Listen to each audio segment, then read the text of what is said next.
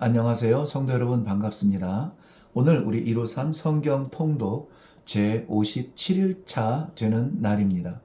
오늘은 시편 28편과 55편을 먼저 읽고요. 그 시편의 배경이 되는 사무엘하 16장부터 18장까지 읽게 되고요. 마지막에 시편 26편과 40편을 읽으면서 정리하겠습니다. 오늘도 말씀 통독 가운데 하나님의 은혜가 있기를 바랍니다. 시편 28편입니다. 내용은 기도에 관한 건데요. 기도는 아무튼 간절할 때에 기도하게 되죠. 그렇게 간절한 기도가 응답이 된다면 얼마나 기쁠까요? 펄쩍펄쩍 뛰며 감사하고 간증하며 찬양할 것입니다. 이렇게 말이죠. 여호와여 내가 주께 부르짖으오니 귀를 막지 말아주세요. 얼마나 간절한 표현입니까? 마치 여호와께서 귀를 막으신 듯 내 기도가 그저 들리지 않는 듯 안타까운 상황이에요.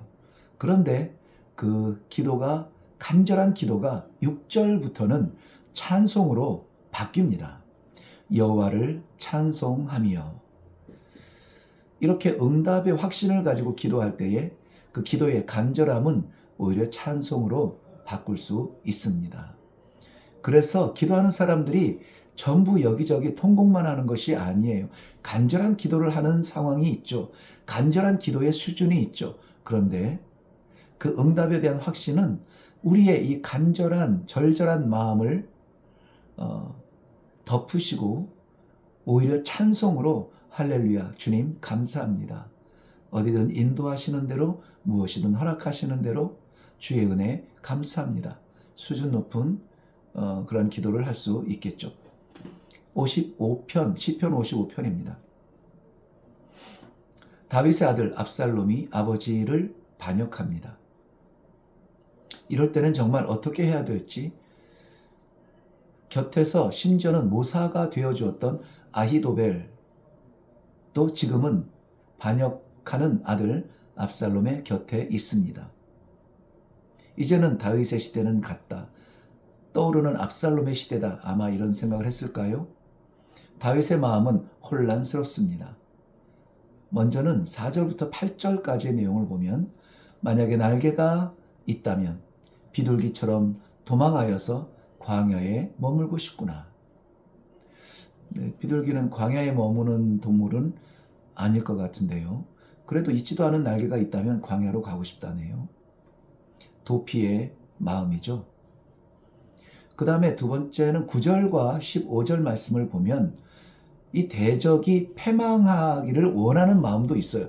그러니까 이 두 마음, 내가 피하기 원하는 마음, 대적이 망하기를 원하는 마음, 두 마음의 갈등을 가지고 있습니다. 그런데 이 두 마음, 그 무엇도 어떤 마음도 하나님께서는 갖지 말아라.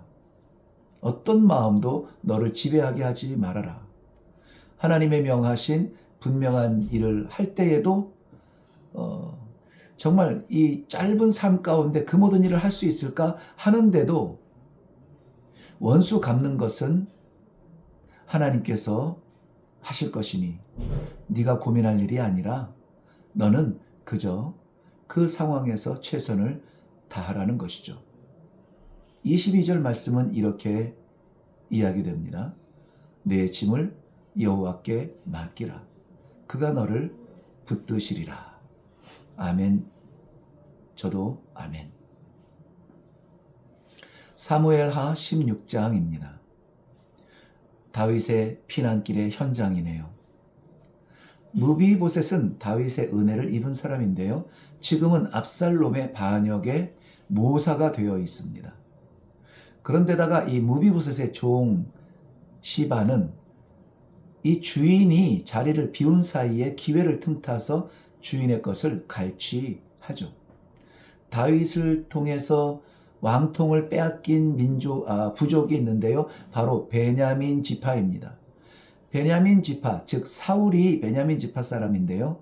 사울이 왕권을 뺏기고 다윗에게 이 왕이 넘어갔잖아요.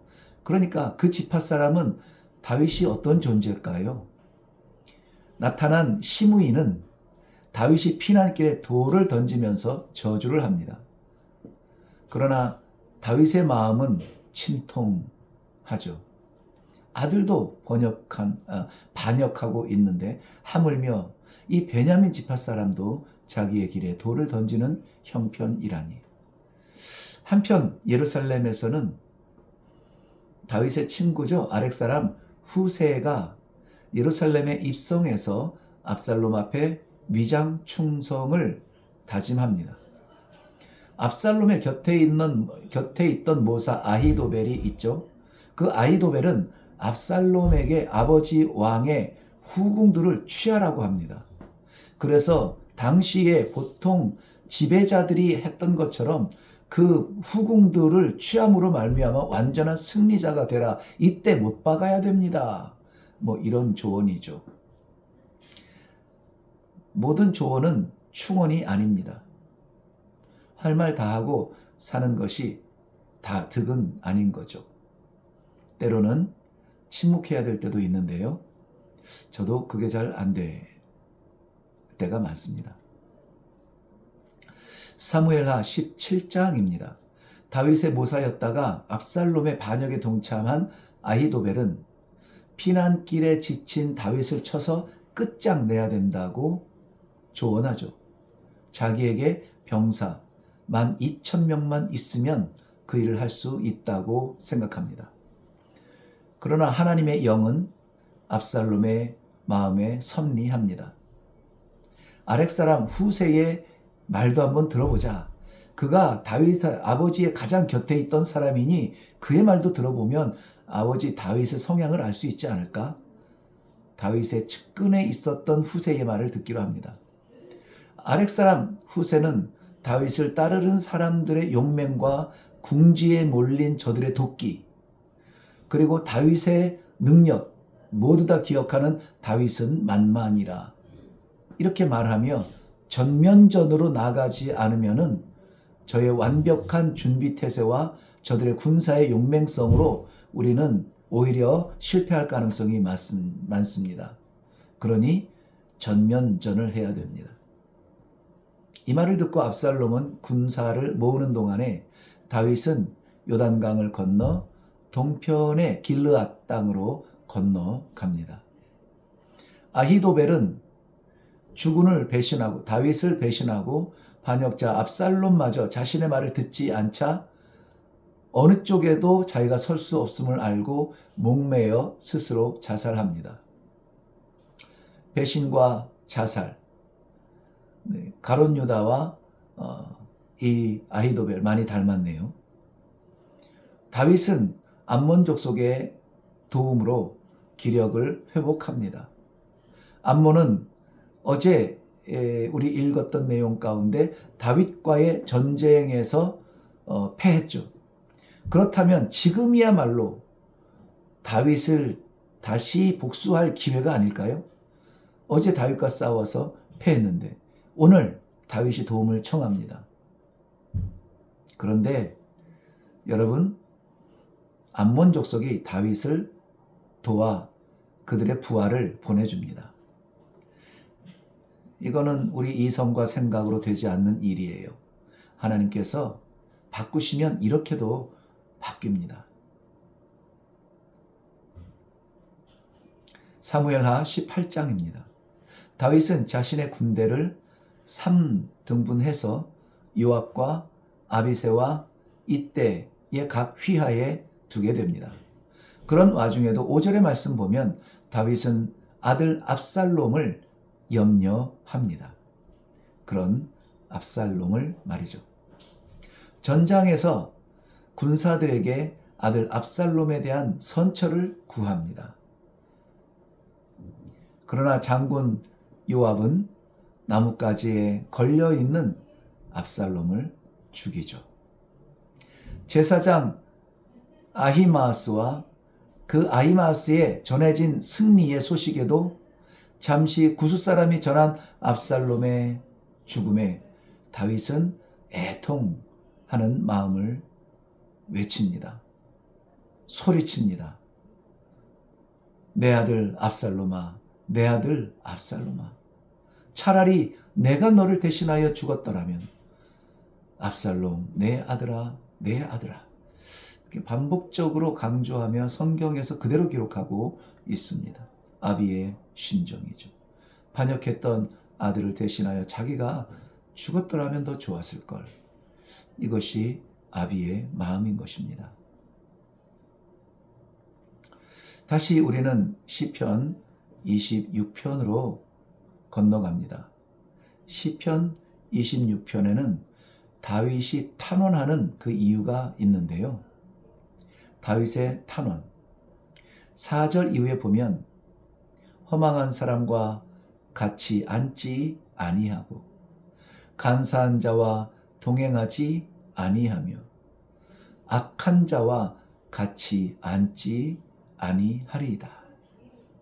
내가 주의 진리 가운데 행하려 합니다. 이것은 시편 1편에 복 있는 사람, 그 사람이 바로 접니다 라고 말하는 것 같아요. 11절 말씀에 보면 완전한 자화상에 취해 있는 듯 합니다. 나는 나의 완전함에 행하오리니 내게 은혜를 베푸소서. 그러나 이것은 교만의 표현이라기보다는 어떤 결단의 의지를 말하는 것 같습니다. 다소 황당하지만 성도가 이 정도의 믿음의 자화상을 그릴 수만 있다면 하나님께서도 기쁘게 보실 것이 확실합니다. 시편 40편으로 정리합니다. 다윗은 의의 기쁜 소식을 전하는 것을 당당하게 말합니다. 그가 그렇게 외칠 수밖에 없는 것은 하나님께서 그를 위해 베푸신 은혜에 대한 감사입니다. 그것은 찬송이 되고요. 거룩한 외침이 됩니다. 그것은 하나님을 더욱 의지하게 하는 것이고 거룩한 동행을 이루게 됩니다. 나를 가리켜 기록한 두루마리 책이 여기에 있나이다. 말씀의 기준으로 기록될 자신의 이름을 위해서 살아가겠다고 다짐합니다. 거룩한 사명을 받게 되는 것입니다. 그래서 이 거룩한 외침 같은 찬송이, 거룩한 동행 같은 하나님을 의지함이, 거룩한 사명 같은 하나님의 말씀을 따라 사는 삶이 다윗에게 결단이 되어지죠. 그렇지만 그것을 지키는 것은 결국 다윗을 기도의 자리로 부르게 된다는 사실입니다. 11절부터 17절의 내용을 보시면 이해할 수 있을 것입니다. 아무쪼록 어려운 자리에서도 하나님의 뜻을 구하고 그 뜻을 따라서 이해되지 않는 감사와 찬송의 응답의 확신을 가지고 담대하게 세상을 향하여서 믿음 생활하실 때에 우리가 기대했던 것보다 세상이 줄 수 있는 것보다 내가 잡을 수 있는 것보다 비교할 수 없는 하나님의 은혜가 넘치게 될 줄로 믿습니다. 여러분 오늘도 말씀의 길로 함께 걸어가시기를 바랍니다. 수고하셨습니다.